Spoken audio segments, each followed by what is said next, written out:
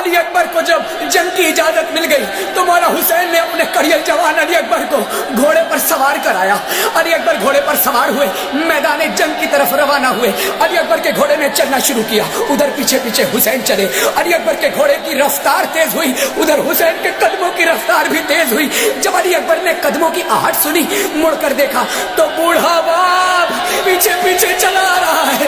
علی اکبر رکے, کہتے ہیں بابا ابھی تو آپ نے علی اکبر کو اجازت دی, بابا اب کیوں پیچھے پیچھے آتے ہیں؟ مولا کہتے ہیں علی اکبر ارے کاش تیرا کوئی جوان بیٹا ہوتا تو میں تجھ سے پوچھتا کہ جب کوئی جوان بیٹا مرنے جا رہا ہو تو باپ کے کلیجے پر کیا گزرتی ہے بیٹا. علی اکبر کہتے ہیں بابا آپ کی یہ حالت دیکھ کر علی اکبر سے نہیں جایا جائے گا بابا, بابا آپ کہیں تو میں نہیں جاتا. مولا حسین کہتے ہیں نہیں بیٹا تو جا, مگر ایک کام کرنا, اپنے بابا کو مڑ مڑ کر دیکھتے رہنا بیٹا. ارے حسین چاہتا ہے تجھے زیادہ سے زیادہ دیر تک دیکھ سکے. ارے تو میرے نانا رسول اللہ کی شبیہ ہے. ارے جب میں اپنے نانا کی زیارت کرنا چاہتا تو تیرا چہرہ دیکھتا. ارے تجھے دیکھ کے مجھے سکون ملتا ہے میرے کڑیل جوان. القصہ مختصر بتا دو. علی اکبر میدان جنگ میں داخل ہوئے.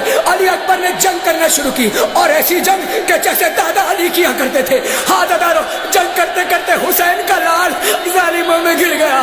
جب ظالموں میں گرا تو کسی ظالم نے آ کر اچانک ایک نیزہ علی اکبر کے سینے میں مارا. اور علی اکبر سے سنبھلا نہ گیا, گھوڑے سے زمین پر آنے لگے.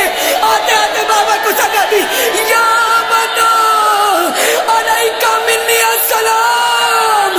اے بابا علی اکبر کا آخری سلام قبول کیجئے.